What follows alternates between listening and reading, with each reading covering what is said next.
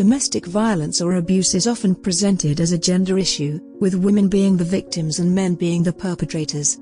This presentation is based on the fact that intimate partner violence was first highlighted by women's movements that focused their research and relevant programs on women who were severely abused. However, studies dating to as back as the 70s and 80s reveal that domestic violence against men is more common than is often reported, and women are perpetrators too. These studies have informed the coining of terms such as mutual violence, reciprocal violence, and symmetrical violence. The National Intimate Partner and Sexual Violence Survey documented by the Centers for Disease Control and Prevention presents some worrying statistics on intimate partner violence, sexual violence, and stalking among men. Notably, 1 in 3 men have experienced violence, either physical or sexual, and stalking by an intimate partner at some point in their lives. 56% of the victims experienced the violence forms before the age of 25. 1 in 4 men experience some form of contact sexual violence in their lives, with 1 in 14 being made to penetrate, and 1 in 38 experiencing attempted or completed rape. 71% of the reported victims also experienced the abuse before the age of 25. 1 in 17 were victims of stalking, with 41% being before the age of 25.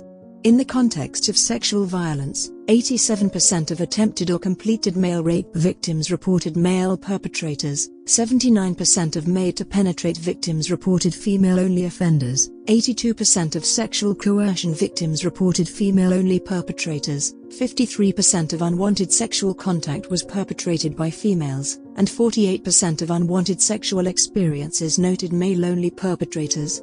46% and 43% of stalking victims reported female and male perpetrators respectively.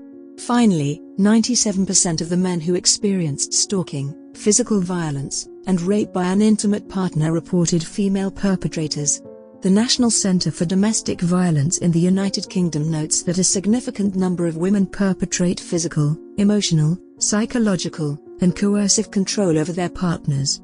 The Centre highlights some statistics from the Mankind Initiative, which supports male victims of abuse. The initiative uncovered that a quarter of individuals reporting domestic abuse in England and Wales throughout 2018 were men, which had risen from 19% over the previous 6 years. This rise is credited to the fact that coercive control was not listed as criminal behaviour in 2012. The Annual Crime Survey of England and Wales noted similar abuse rates against men in the period between 2018 and 2019.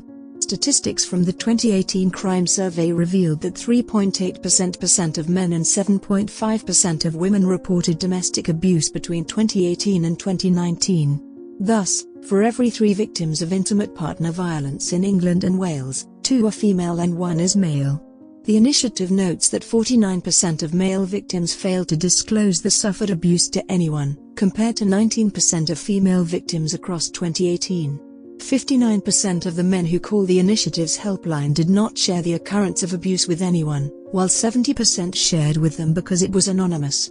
Breaking down violence against men based on the nature of abuse uncovers that 95% suffered emotional abuse, 68% physical, 41% psychological, 23% financial, 13% coercive control, and 3% sexual abuse.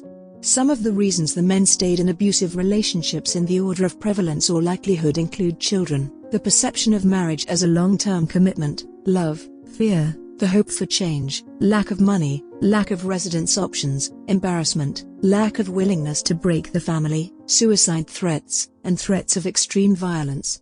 The 2018 survey completed by West London solicitors IBB revealed similar male and female reporting of being in abusive and controlling relationships.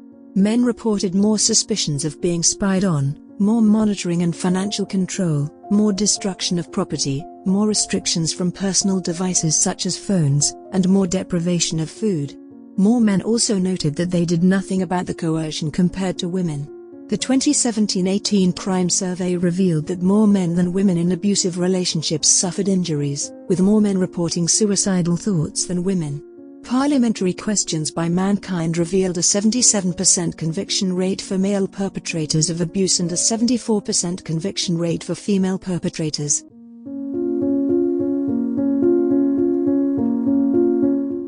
Dutton explains that a review of intimate partner violence research indicates that female perpetration is as frequent as male perpetration, with other similarities including severity and consequences. This explanation is accompanied by the observation that the operations of custody evaluation and criminal justice are based on the assumption that intimate partner violence is primarily perpetrated by men. Dutton documents a 1992 report by Stitz and Strauss from the U.S. National Survey, which noted that 45% of reported abuse was bilateral, and when controlling for all the relevant factors, women's likelihood of using severe violence towards a minimally violent or non-violent partner was 3 times higher than that of males. Additional outcomes of the report that challenge the feminist theory include higher abuse rates in lesbian relationships compared to heterosexual ones, which challenges the presentation of domestic violence as a patriarchal phenomenon where men use their power to dominate and control women. The U.S. national surveys completed in 1975 and 1985 indicated that women were as violent as men were. Female-perpetrated domestic violence is commonly presented as self-defense, less serious, or originate from reporting differences. However, Whitaker and colleagues document studies showing that men and women initiate violence at similar rates, thereby discrediting the widespread presentation of female-perpetrated violence as acts of self-defense. Archer's meta-analysis in 2000 revealed that male and female-perpetrated intimate partner violence is best presented by overlapping skewed distributions. Dutton also reviewed a series of studies on dating aggression that uncovered similar violence patterns as adult relationships. The National Resource Center on Justice-Involved Women report of 2014 uncovered that there is an increase in the number of women charged with simple assaults. The most recent convictions of violent female criminals are associated with domestic violence. Van Darten and colleagues who authored the Resource Center's report note that women presented a greater likelihood of having a close relationship with their victims, including relatives and intimate partners. Women also outnumber men in physical and emotionally abusing children. MacLeod observes that women are more likely to sexually assault their biological children, close relatives, and children under their care than men are. The increased likelihood of women abusing their children is associated with the fact that they are primary caregivers, thereby having greater access to children. The highest proportion of female-perpetrated violent crime is within intimate partner relationships. Van Darten and colleagues explain that the uncertainty behind the prevalence of women perpetrating domestic violence is linked to researching, conceptualizing, and framing the topic.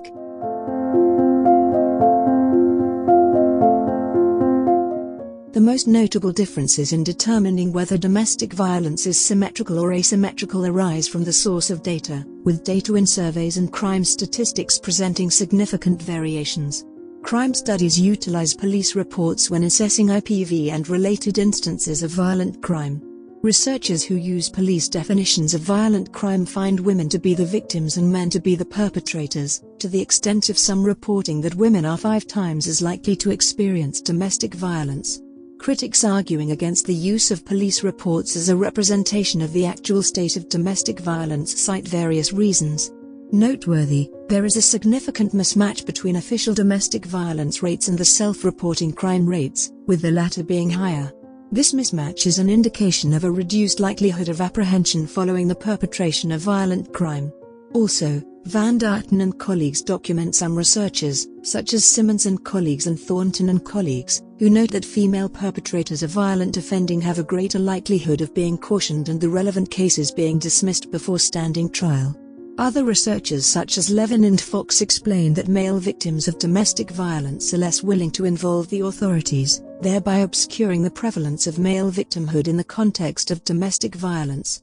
An alternative to using the official police reports is gathering data from surveys that use popular methodologies such as the Conflict Tactics Scale and national data sources such as the National Family Violence Survey.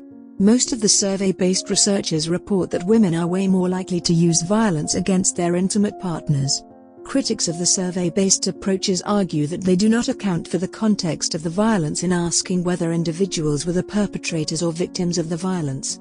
The criticism that survey-based approaches do not account for context and motivation behind violent acts holds a greater degree of truth in the case of crime studies. Particularly, the police do not account for the context and motivation of intimate partner violence with a primary focus on the severity of outcomes during arrests or responses to instances of domestic violence. Van Duyten and colleagues document some family violence researchers, such as Dobash and Swan and colleagues, who explain that female perpetrated violence is primarily retaliatory through the presentation of intimate partner violence as a result of coercive control by men. This explanation is supported by the Duluth model, which presents female perpetrated violence as defensive from abusive male partners. The model and its critics will be discussed in a different video within the domestic violence series.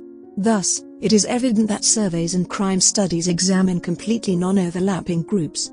This examination encompasses surveys focusing on situational violence, while crime studies examine the frequency and severity of violence. Van Duyten and colleagues' presentation of the fact that survey-based approaches to studying intimate partner violence focus on situational violence and present women as primary perpetrators of domestic violence counters the assertion that female perpetrated violence is out of self-defense by in fact implying that male perpetrated violence is out of self-defense. The disproportionate female perpetration of intimate partner violence is supported by Whitaker and colleagues, who maintain that 70% of non-reciprocal violence is perpetrated by women. The authors also note that reciprocity was linked to increased frequency of violence amongst women, but not men, and the fact that men are more likely to inflict injury than women are. The study also documents Smith and colleagues' meta-analysis, which revealed that female perpetration of domestic violence was the strongest predictor of one being a victim. This revelation is supported by a University of Florida study, which notes that college women were most likely to be the perpetrators and victims of abuse. Notably, college women were more likely to psychologically and physically abuse and stalk their partners than men were. These findings are supported by domestic violence research, which reports higher rates of female perpetration of abuse compared to males. Whitaker and colleagues' study concluded that the context of violence significantly predicts reported injury. The minimal control over the extent of self-defense could be the foundation of crime studies reporting that men are the primary perpetrators of violence and male perpetrated violence being more severe. According to Whitaker and colleagues, the family conflict theory presents intimate partner violence as an outcome of escalating conflicts, thereby predicting reciprocal violence to be more severe since the parties are engaged in a conflict.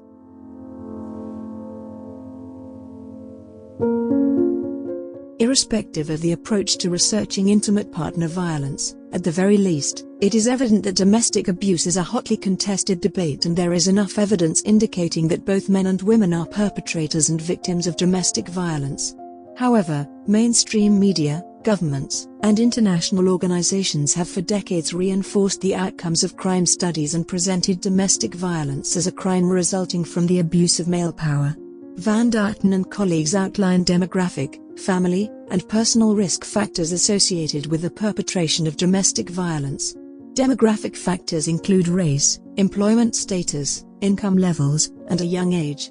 Family risk factors include exposure to violence, parental incarceration, and relationship dissatisfaction. Personal risk factors include a history of abuse, substance abuse, mental health and personality disorders, attachment issues, and elevated anger levels. The typologies for women who perpetrate violence include self-defense, mutual intimate partner violence, and primary aggressor. The motivations behind intimate partner violence as outlined by Van Duyten and colleagues include power and control, self-defense, expressing negative emotions, communication issues, retaliation, and jealousy. The consequences of abuse as outlined by Whitaker colleagues include chronic pain, irritable bowel syndrome, reproductive health issues, physical injury, mental health issues, reduced productivity, and up to $5.8 billion in healthcare expenses annually. The impacts of violence and stalking, according to the CDC, include post-traumatic stress, safety concerns, and fear.